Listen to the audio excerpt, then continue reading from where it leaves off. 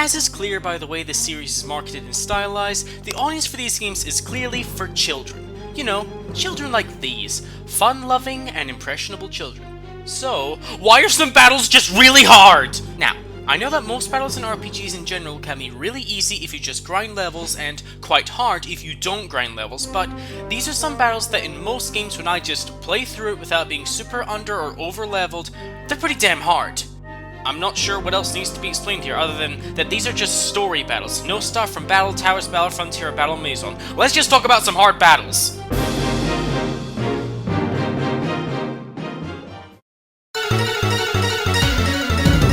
Whitney. Whitney. Oh, you are infamous in the Pokemon community. And like Red, your fame is a little unwarranted. In Soul Silver, her Miltank was nothing to my Steelix. And when I replay Gold, I beat her Miltank quite easy with a freaking Execute. But I must say, I understood the frustration people have with her when I did a Poison Monotype run of Heart Gold. Her Miltank destroyed me. Its rollout building over time really leaves you up shit creek if you can't deal with it fast enough. And that milk drink to heal itself on top of that? Be prepared for hell. Sure, there are easy counters you can get, but if you choose not to use them, this Miltank can be a real pain to deal with. And a Clefairy with Metronome that can literally be any attack can spell easy trouble for you if you're unlucky. And the team I had in the Poison type run I did was Bellsprout, Zubat, Ghastly, and Tentacool. Not a fantastic set to work with. With that team, I only won with luck, getting Clefairy to use Sunny Day with Metronome to activate Bellsprout's Chlorophyll to get a Sleep Powder on Miltank, then switching around to inflict Confusion and Curse on it, then surviving the onslaught until Curse killed it. A proud victory for my Poison types. So yeah, Whitney with the right Pokemon or setup really isn't too difficult, but if you're a first timer with no strategy or challenging yourself, she can be a massive difficulty spike from Falkner and Bugsy. Not much else other than that. Let's keep rolling on.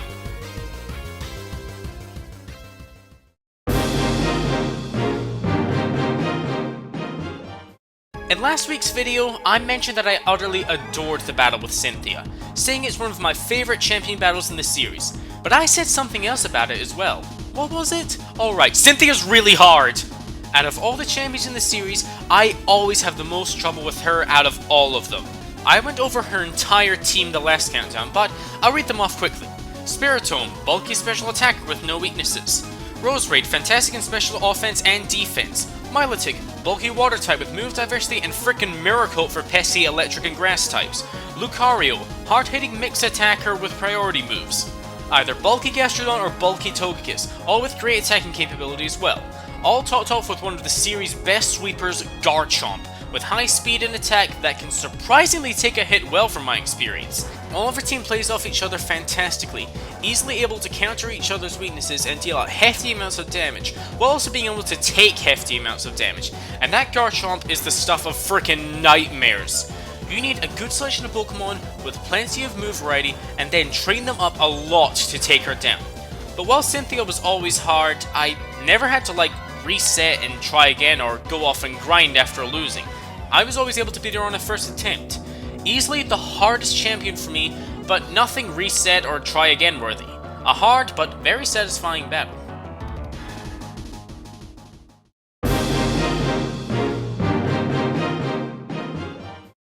Everybody talks about Whitney from the Johto games.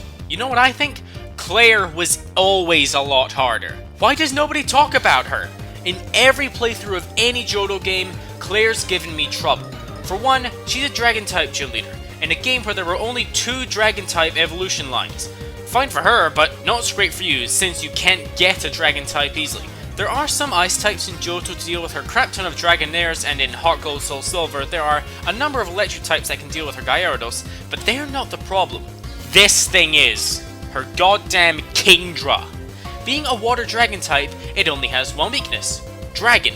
But good luck finding those because the only 2 you can get are Horsea for your own Kingdra in the Whirl Islands, and a Dratini. Good luck getting one of those in time to battle Claire.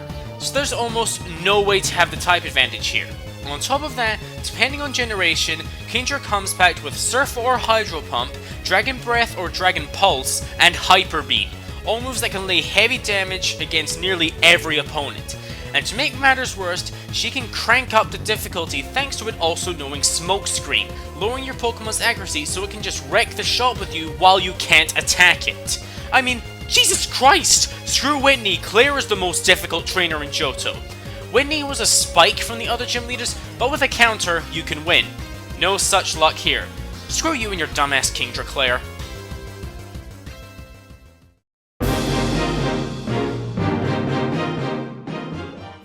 Norman, like I said last week, is my favorite gym leader in the series.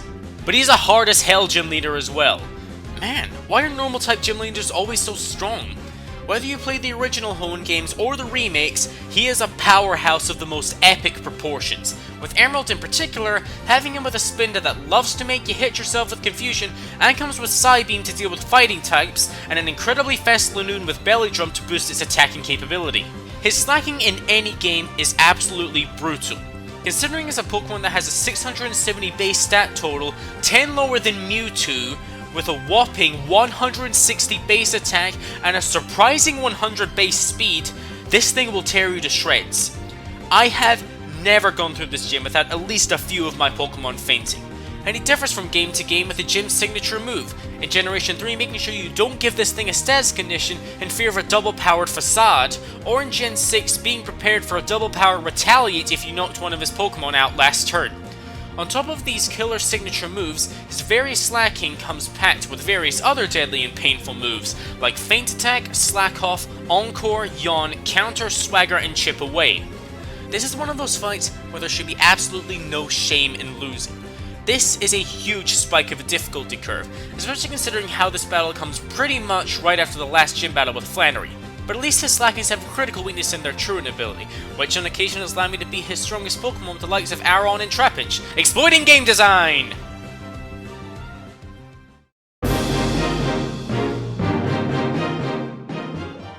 Another gym leader I never hear about.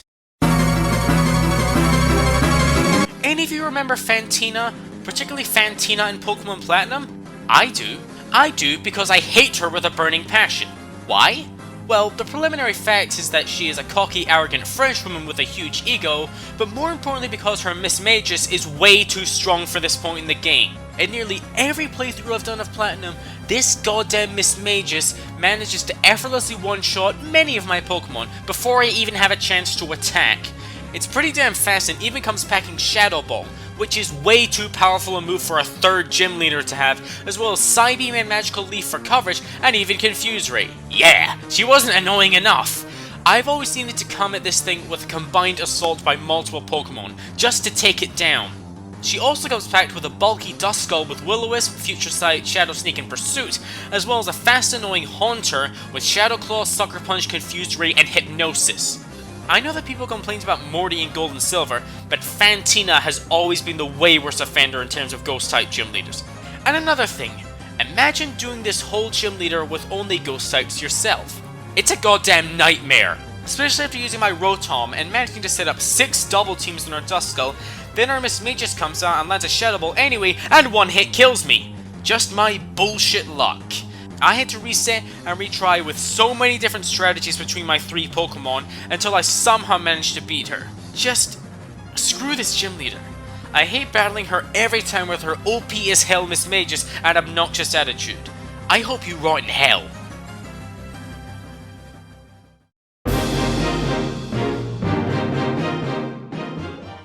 Well, the final gym leader on this list. Someone who, in my eyes, is worse than the infamy of Whitney and the destructive power of Norman. It's Juan from Emerald.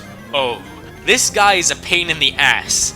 Typically for me, Water has always seemed like one of the best types in the series, most of them being able to be utilized on any team with great stat diversity and move pools, which makes them quite hard to take down when a gym leader uses them, especially Juan. While most of his team isn't anything spectacularly difficult, his Love Disc being fast and able to use Sweet Kiss and Attract to hamper your team, a Whiscash to deal with those electric types you might have with you, a Celio that can lock you with Encore and paralyze you with Body Slam, and a Crawdaunt that's honestly the least of your worries. But Juan's main Pokemon is the main threat, which is a... oh god, you've got to be fucking kidding me, another one of these? Really? Come on. Yup, just like Claire, Juan has his own pain-in-the-ass Kingdra. And it's even worse. While Claire's Kingdra has Smokescreen to lower your accuracy, which you could just switch out to deal with, Juan's Kingdra has Double Team, meaning that it can make it so none of your Pokemon can hit it. And unlike lowered accuracy on your team, there's no easy way to get rid of evasiveness boosts on Kingdra, so good luck there. To add insult to injury, as soon as you manage to deal hits and get its health low, he uses Rest and gets all of his health back! Any battle was a test of your goddamn patience, it would be this one. Being trapped in a situation where he can barrage you with Water Pulse and Ice Beam all he wants while you can't lay a single hit on him, and any attack you do land can be healed almost instantly. Unless you have moves like Swift, Feint Attack, or Aerial Ace, be prepared for a long and painful battle. God, I hate Kingdras being used against me.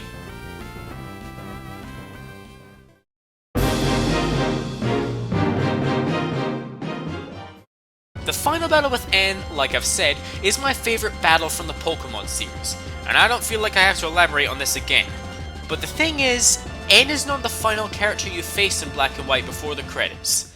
Instead, you fight what I think is the hardest battle in the main series handhelds. The real puppet master of Team Plasma, the true villain of the Unova games, and N's adopted father, Ghetsis. Good lord, this fight is infamous. Even when all my Pokemon were 3 levels higher than him, and I had a freaking legendary dragon on my team, this guy is utterly savage. He doesn't have any bullshit strategies like Claire and Juan, his Pokemon are just brutally strong and resilient. I mean, Jesus, this fight! Bring your healing items because, God, this fight! His Cofagrigus is fantastic at stalling with poisoning you, then wearing you down with attacks and protecting itself from damage. His Bouffalant has the insanely hard-hitting Head Charge, as well as Earthquake and Wild Charge, as well as a nasty surprise with Poison Jab. Seismitoad isn't too much of a problem if you have a Grass-type or Grass-type move, otherwise you'll be getting a mix of Muddy Water, Earthquake, and Sludge Wave. Bishop also isn't too much of a problem, but can deal insanely high amounts of damage with Night Slash, Stone Edge, X-Scissor, and even a surprise with Metal Burst. And all of you remember his 2 most infamous Pokemon, the most deadly members of his team. First, his Electros, a Pokemon with no weaknesses with the moves you'd expect, such as Wild Charge and Crunch, but the terror comes from the moves you never expect from a thing like this, such as its Flamethrower and Acrobatics, both high damaging moves that are designed to catch you off guard and make you cry when your Pokemon go bye-bye to stuff you'd never see coming.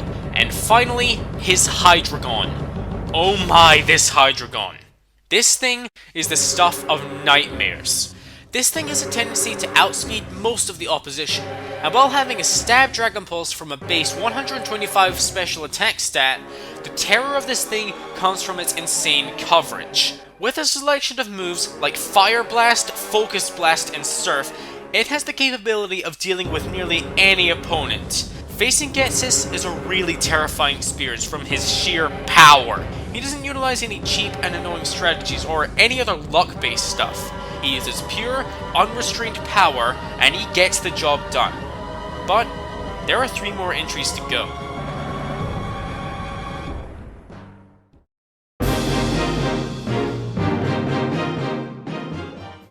You know what it's time for? The more obscure Pokemon games, the GameCube Pokemon games. These games, in my opinion at least, are considerably harder than the main series, since every battle is a double battle, and the incentive is for you to understand strategies in terms of construction and countering.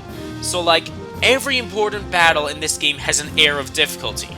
With that, I introduce both Ardos and Eldes from XD. These 2 are the final admins of the game before the final boss, and instead of picking one, I have to pick both because they make me split goddamn hairs.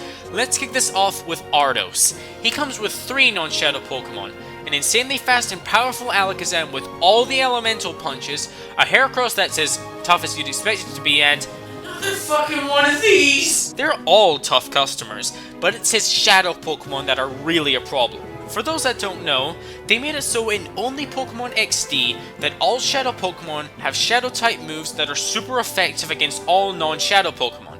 So, if you don't have Shadow Pokemon with you, every single member of your team is at a tight disadvantage against them. Ardos in particular, having a fast as hell Shadow Swallow with a move that can cut half the HP of all Pokemon on the field, a Shadow Electabuzz that can rip you apart, and a frickin' Shadow Snorlax with one of the hardest hitting Shadow moves, Shadow End, and also has leftovers to heal himself. And remember, these tough Shadow Pokemon that can tear your team apart aren't meant to be knocked out. You're meant to catch them. So you have to sit there throwing balls at this Pokemon while his team tears you apart and inadvertently damages themselves in the process. It's a fun time, ladies and gentlemen. And now, on to Eldez. He only has 2 regular Pokemon, a Ninjask that can only really get faster and use Dig to annoy you, and a Flygon that's actually kinda threatening. But in exchange for only having 2 regular Pokemon, he has 4 Shadow Pokemon. A fast and powerful Shadow Manectric, a ludicrously powerful Shadow Marowak with a thick club, an annoying and bulky Shadow Lapras that can hit both Pokemon at the same time, and a frickin' Shadow Salamence that can utterly wreck your team with little effort. And like Ardos, you gotta catch all 4 of his Shadow Pokemon. For both Ardos and Eldez, their Pokemon are quite high leveled compared to what your levels will be with a rounded team, and a lot of their Pokemon like Snorlax and Salamence have pretty damn low catch rates. So all I can say battling them is good frickin' luck, cause you are going to need it. I'm gonna hate getting to these guys.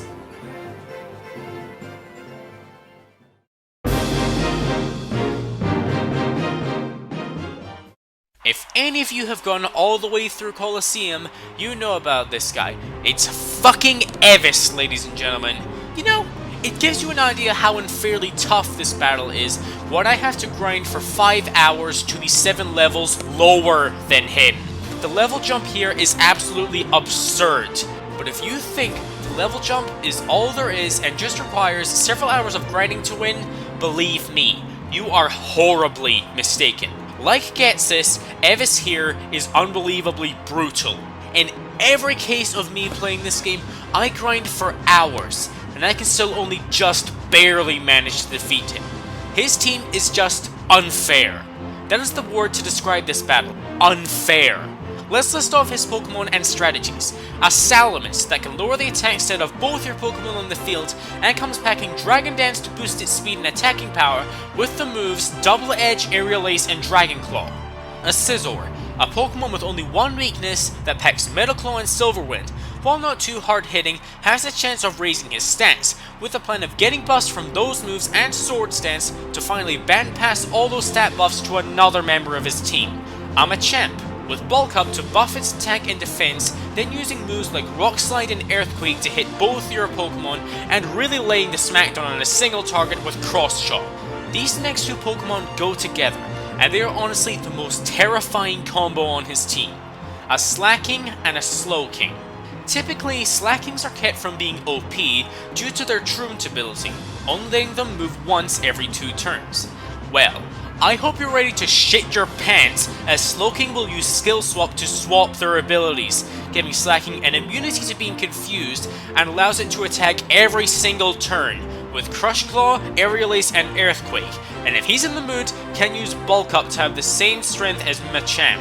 While Slowking inherits the move only once every 2 turns curse, it can be very resilient and comes packing Water Pulse, Psychic, and Shadow Ball. And to round it all off, a Shadow Tyranitar with a massive mixed movesets of Thunder, Blizzard, Rock Slide, and Shadow Rush, and its ability to summon a Sandstorm, damaging your team every single turn. And you heard me right, Tyranitar's a Shadow Pokemon, meaning you have to catch it. Oh joyous day, oh Pokemon nerds of the internet! This whole battle is absolutely ludicrous. You can spend hours training up your Pokemon, and it's still not enough due to his utterly destructive Pokemon and his strategies that are incredibly difficult to counter and deal with considering Colosseum's limited selection of Pokemon. But for as insanely brutal as he is, I never actually lost to him. It was a massive struggle, sure, but I overcame him every time. Our number 1 contender, however, is the most ludicrous of them all.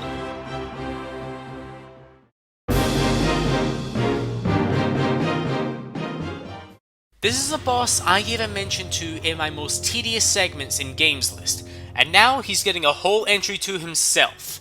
the final boss of XD, Greevil. Taking into account everything you know about the GameCube games, with the capturing trainers Pokemon mechanic, as well as XD's exclusive mechanic of all Shadow Pokemon having the type advantage over all non-Shadow Pokemon, and you have the most difficult final battle in Pokemon history. Greevil's entire team are Shadow Pokemon, all 6 of them, and the intention being for you to catch every single one of them. And the incredibly powerful team he has assembled include a Rhydon, an Exeggutor, a Tauros, and all 3 of the legendary birds, Articuno, Zapdos, and Moltres. Oh yeah, baby! On top of catching 3 Pokemon that are decently tough to catch each, you have to catch 3 legendaries in a single battle, with the same low catch rate as you'd expect from a single legendary. The absurdity of this gets to me every time I battle Greevil. As well as the difficulty in catching them, they can utterly decimate and flatten your team with some of the most crazy movesets that only Shadow Pokemon can have. Let me give you some examples of these OP as hell moves. A Shadow Weather condition that damages all non-Shadow Pokemon. A Shadow version of Mean Look that affects both your Pokemon. A Shadow version of Confuse Ray that hits both your Pokemon. Moves that can lower stats like Evasiveness and Defense by 2 stages on both your Pokemon.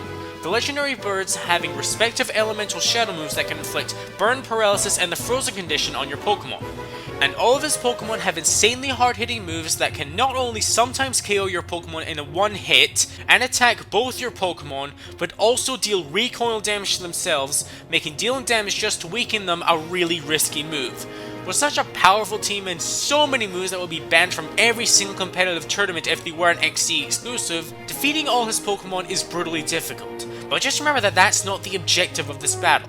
You are meant to catch them all, meaning that your Pokemon have to almost be hand-picked from the start of the game to be resilient enough and have enough support capabilities to survive his barrage of endless powerful attacks and combinations to succeed in catching all of his Pokemon.